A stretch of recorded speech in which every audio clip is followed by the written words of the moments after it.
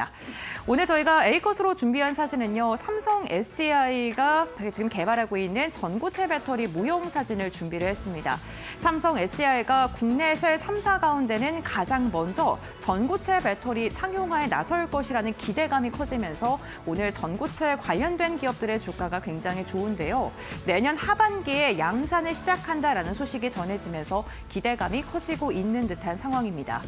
이 전고체 배터리가요, 지금 올해까지는 양산 라인에 대한 투자를 좀 집행할 것으로 보이고 내년부터는 본격적으로 양산할 것으로 추정되고 있는데 초기 생산 능력이 1기가와트시 정도로 지금 추정이 되고 있습니다. 이게 전기차를 기준으로는 13,000대가량, 그리고 휴머노이드 로봇을 기준으로는 최대 33만 대가량이 처리를 할 수 있는 그 정도의 규모라고 봐주시면 좋을 것 같습니다.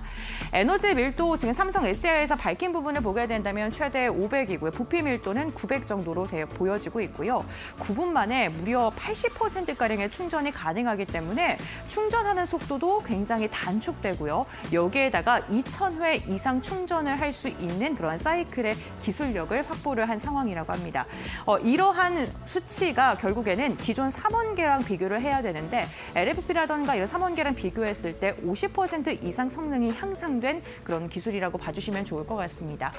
삼성 SDI는 우선적으로 로봇에 적용을 할 것으로 보이고, 그리고 고가 전기차, 그리고 UAM과 우주와 같이 항공과 관련된 산업에도 이제는 전고체 배터리를 투자할 계획을 세우고 있는 듯한 상황입니다. 전고체 배터리 시장에 대한 가능성에 대한 이야기가요, 좀 지속적으로 나오고 있는데, 그렇다면 리튬이온 배터리와 어떠한 차이점이 있길래 전고체 배터리가 차세대 배터리로 주목을 받고 있는 걸까요? 리튬이온 전자 전고체 전지의 구조 차이를 보게 된다면요, 가장 옆쪽에 있는 게 리튬이온이고요. 지금 보시는 이게 전고체 배터리입니다. 보시는 것처럼 여러 가지 가운데 껴 있는 게 축소되었다는 게 한눈에 보이시죠? 전고체 배터리 전에 리튬이온 같은 경우에는요, 분리막과 그리고 액체 전해질이 들어갑니다. 그런데 전고체 배터리는 분리막이 사라지고요, 고체 전해질로 대체가 되는 게 가장 큰 차이점이라고 보시면 될 것 같은데요. 액체 전해질이 분리막을 오가면서 양극과 음극으로 이제 이동을 하는 거고, 거기서 에너지원, 열이 발생하는데 열이 좀 과도하게 발생했을 때 화재, 폭발 위험이 이어질 수 있고요. 이게 지금 리튬이온 배터리의 가장 문제라고 여겨지는 그런 기술이기도 합니다. 그런데 전고체 배터리로 가게 되면 고체 전해질이기 때문에 화재 위험이 굉장히 줄어들게 됐고요. 분리막도 사용되지 않게 됩니다. 그래서 안전성에 있어서 혹시 더 획기적인 개선을 할 수 있다는 게 가장 큰 장점이라고 보시면 될 것 같고요. 아무래도 액체보다는 고체가 에너지 밀도 측면에서도 강점을 갖고 있고 부피 밀도에서도 훨씬 더 우수한 성능을 자랑하고 있습니다. 리튬이온 배터리 같은 경우에 지금 이미 기술이 개발됐기 때문에 완전히 상용화 시장에 접어들었고 지금 많은 전기차들이 리튬이온 배터리를 탑재하고 있죠. 전고체 배터리는 내년 이후에 양산을 본격적으로 시작될 것으로 보이는 만큼 가격적인 측면에서 매력이 있다면 전고체 배터리 시장의 캐파가 조금은 이동할 수 있다는 것을 좀 기억을 해두시면 좋을 것 같습니다. 전고체 배터리는 그렇다면 어디에 사용되게 될까요? 우선 22년 시장은 그렇게 크지 않았습니다. 그런데 30년까지 8년 동안 지속적인 시장 성장이 기대되고요. 2030년에는 무려 400억 달러까지 전고체 시장이 성장할 것이라는 지금 전망치가 나오고 있습니다. 초기 적용처를 보게 되면은 굉장히 비싼 전기차라던가 UAM, 휴머노이드 로봇, 우주 군사용 특수 목적으로 사용을 할 것으로 보이는데, 아무래도 화재 위험에서 보다 더 안전하고 밀도가 굉장히 좋기 때문에 우주항공 쪽에서도 많이 사용될 것이다라는 기대감이 커질 수밖에 없습니다. 제가 브리핑 시간을 통해서 로봇에서도 전고체 배터리가 주목받을 수밖에 없는 이유를 말씀을 드렸는데, 이 로봇이 앉아있을 때도 전력을 사용하고 움직일 때는 더 많은 전력이 필요하게 되는데, 이를 지속적으로 좀 도와줄 수 있는 배터리가 전고체 배터리입니다. 특히나 로봇은 많이 움직이고 부딪힐 수도 있기 때문에 화재 위험성에서 보다 더 안전해야 되기도 하는데요. 이 로봇의 배터리가 보통 이게 파란 색깔로 칠해져 있는 이 흉곽 부분의 배터리가 탑재가 돼야 되는데, 이 정도 크기, 이 사이즈로 탑재가 되기 위해서는 전고체 배터리 정도의 에너지 밀도를 갖고 있는 그런 배터리가 들어가야 되고요. 그렇기 때문에 휴머노이드 시장이 커짐에 따라서 이 시장도 함께 커질 수밖에 없을 것으로 보입니다. 다음 장 이어서 함께 확인해 보겠습니다.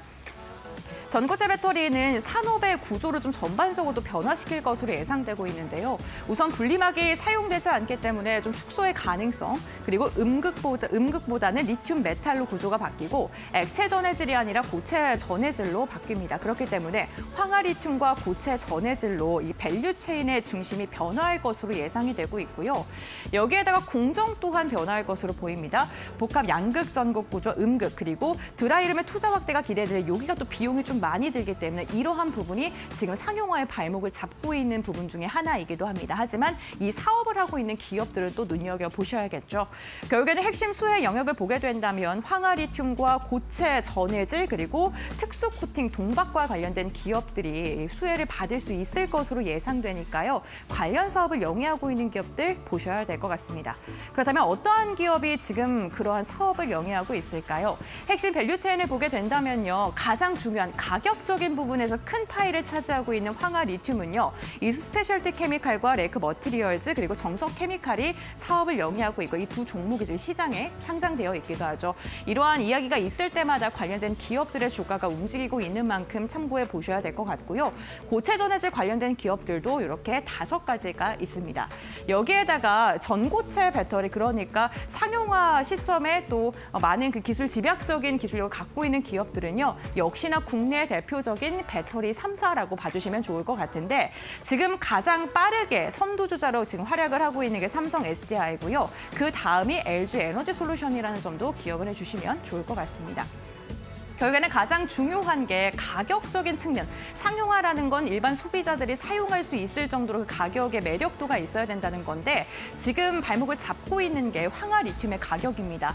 현재 가격이 킬로그램당 $700 정도인데 이게 지금 삼원계랑 비교했을 때 가격이 466%나 높다고 합니다. 결국에는 지금 상용화를 할 수 있는 기술력이 준비가 됐지만 소재 가격이 너무나도 비싸기 때문에 보다 더 규모의 경제가 확실히 돼야지 가격을 낮출 수 있다라는 거고요. 만약에 이 킬로그램당 $100 정도로 하락하게 된다면 가격 프리미엄이 한 40%가량으로 내려가기 때문에 이제는 판매할 수 있을 정도의 경제성을 갖출 수 있다라는 분석이 더해지고 있습니다. 상용화 대정화의 시점을 보게 된다면 결국에는 27년에 삼성 SDI가 이를 만들고 판매를 하기 시작하겠지만 지금 이 황화리튬의 채굴 기업이 굉장히 적기 때문에 만들 수 있는 기업이 적어서 이게 어느 정도 되려면 2, 3년의 정도의 시간이 필요하고 그로 인해서 가격이 다운될 때까지는 한 2030년까지는 기다려야 한다라는 이야기가 많으니까요. 이 대중화 시점도 한번 체크해 보시고 관련된 사업들 체크해 보시면 좋을 것 같습니다. 오늘 여기에다가 미국에서 중국과 관련된 ESS 규제 소식까지 더해지면서 2차 전지 관련된 기업들 오랜만에 반등을 하고 있습니다. 우리 시장의 상승 동력을 지속적으로 이어갈 수 있는 주도주가 될 수 있을지도 함께 체크해 보시죠. 네, 이렇게